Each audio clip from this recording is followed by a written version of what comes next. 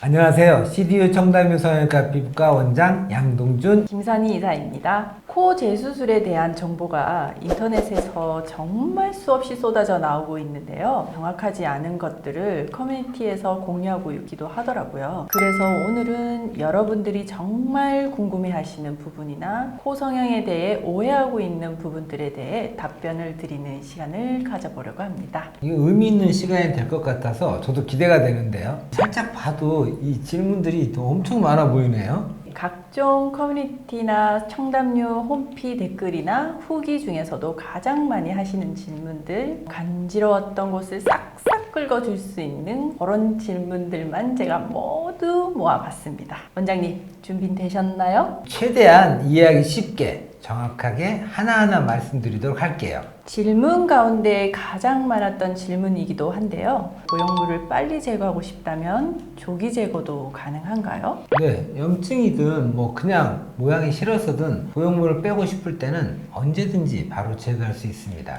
주로 코 수술을 여러 번 한 분들한테 구축 현상이 오는 확률이 높다고 들었는데 맞나요? 그리고 코 첫 수술에도 그러는 경우가 종종 있나요?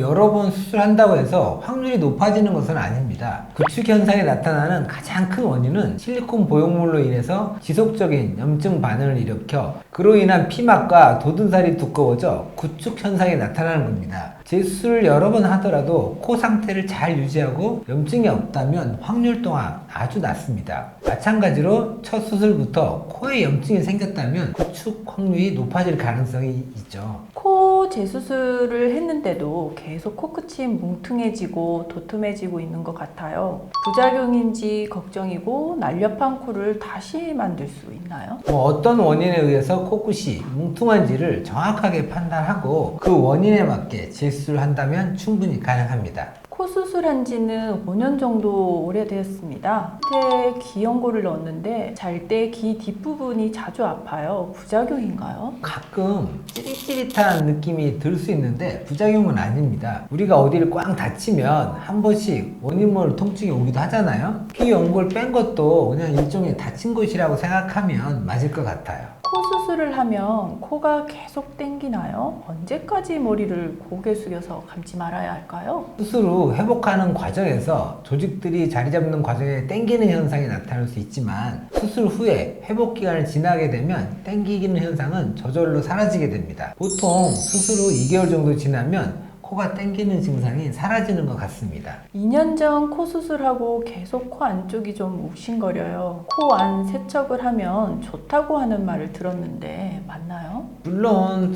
코 안 세척을 하는 것도 좋지만 단순히 멍이나 붓긴 경우를 제외하고 통증이 있다면 반드시 수술 받았던 집도의에게 문의하시고 판단하시기 바랍니다. 혹여 수술 후 물리적인 압박은 피해 주셔야 하는데 실수로 어디 코를 꽝 부딪힌 경우에는 하루 이틀 정도 통증이 있을 수 있지만 그 이상 지속된다면 꼭 병원에 방문해 주셔야 합니다. 코 수술을 했는데 콧구멍 비대칭이 심한 편입니다. 어떻게 개선하면 좋을까요? 첫 번째로 되게 선천적으로 콧구멍이 비대칭인 분들이 많습니다. 수술 전에는 본인의 콧구멍이 대칭인지 비대칭인지 거울을 안 봐서 몰랐다가 수술 후에는 이렇게 거울을 끼고 지내기 때문에 몰랐던 비대칭이 보이면서 신경 쓰이기 시작하는 거죠. 이런 경우에는 코수술 직후에는 부어서 비대칭이 더 심해 보일 수 있는데 붓기가 빠지면서 비대칭이 좀 더 나아집니다. 두 번째는 비중격 망곡증이 있는 분들이 코만 높이면 비대칭이 더 심해지기도 합니다. 이런 경우에는 망곡증 수술을 같이 하면 좋습니다. 세 번째는 코수술이라는 게 코끝에 귀 연골도 이식하고 보형물도 이식하기 때문에 코 기둥인 비주가 받는 압력이 커지면서 그 압력이 한쪽으로 치우치면 콧구멍 비대칭이 나타날 수도 있습니다. 이처럼 코수술 후에 콧구멍 비대칭은 다양한 이유로 나타날 수 있기 때문에 그 원인을 정확히 파악하고 그에 맞게 개선점을 찾아야 합니다. 코 수술을 해서 피노키오 같은 코가 되었어요. 다시 재수술을 하면 너무 퍼질 수 있나요? 그건 수술에 따라 달라집니다. 코끝을 넓히는 정도를 수술로 조절할 수 있습니다. 개방으로 수술했다면 재수술도 개방으로 해야 되나요?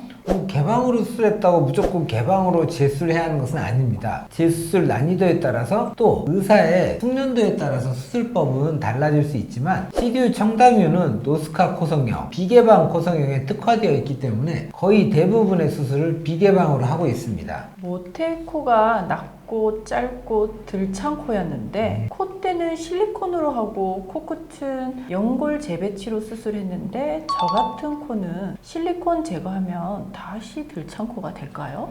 실리콘과 연골로 전체적인 모양을 만들어 놓은 상태이기 때문에 만약에 보형물만 제거하고 아무것도 하지 않는다면 다시 들창코가 될 가능성이 많습니다. 그렇기 때문에 단순히 보형물만 빼는 게 아니라 들창코를 좋아지게 하기 위한 추가 수술이 필요하게 됩니다. 코 수술을 10년에 한 번씩 해야 한다는 말이 있던데요. 장시간이 되면 보형물에 문제가 오나요? 보형물 넣어서 코 수술하면 10년에 한 번씩 재수를 해야 한다는 말이 많이들 하시는데요. 이 말은 정말 잘못된 정보입니다.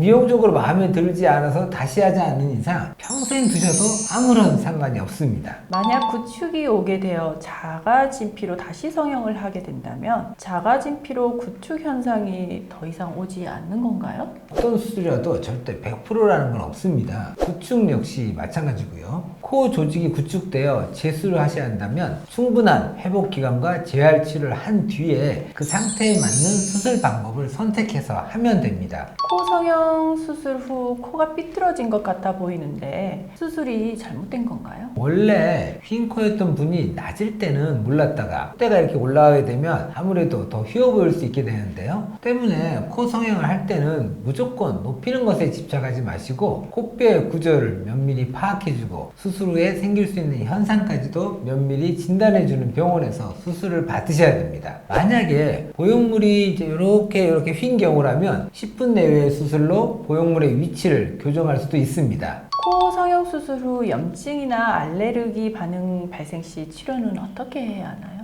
1년 이내 염증이나 알레르기 반응 발생 시 지체하지 말고 보형물을 바로 제거해야 됩니다. 알레르기 비염 때문에 콧물이 자주 나는데 코 성형 수술을 해도 괜찮은가요? 이비인후과 치료 먼저 받으시고 수술 받으시는 것이 좋긴 하겠죠. 코 재수술 시 부작용이 가장 적은 보형물을 꼽는다면 무엇인가요? 가장 오랫동안 사용되어 왔고 현재 성형외과에서 가장 많이 사용하고 있는 실리콘 보형물인 소프트실 실리콘입니다. 코 성형 후 목소리가 약간 변했습니다. 왜 그런 걸까요? 코 성형으로 목소리가 변하지는 않습니다. 많이 걱정되신다면 이비인후과 검진을 한번 받아보시는 것이 좋을 것 같습니다. 코 수술 후에 코끝에서 실리콘이 만져지는 것은 정상인 건가요? 코끝 피부가 얇아져서 느껴지는 건가요? 만져지는 부분이 정확히 실리콘인지 수술한 병원에서 상담받아 보시는 것이 좋을 것 같습니다. 코끝 피부가 얇아져서 만져지는 것이라면 문제의 발생 요지가 있기 때문에 미리 적절한 조치를 취해줘야 합니다. 오늘은 코 재수술에 대한 Q&A 시간을 가져보았는데요. 코 수술을 받으셨거나 코 재수술을 고민하시는 많은 분들에게 도움이 되셨길 진심으로 바라고요. 질문에 답변을 드리고 보니 부작용에 대한 질문이 많았던 것 같아서 다시 한 번 더 말씀드리고 싶은데요. 코 수술 후 일단은 어떤 증상이 생겼거나 어떤 미묘한 변화가 생겼다고 생각되는데 증상이 호전될 기미가 보이지 않는다면 그냥 방치하지 마시고 반드시 수술 받으신 병원을 찾아가셔서 수술하신 원장님과 상의하는 것이 가장 좋은 방법입니다. 지금까지 CDU 청담유 성형외과 피부과 원장 양동준 김선희 이사였습니다. 오늘 영상이 도움이 되셨다면 구독, 좋아요 꾹 눌러주세요.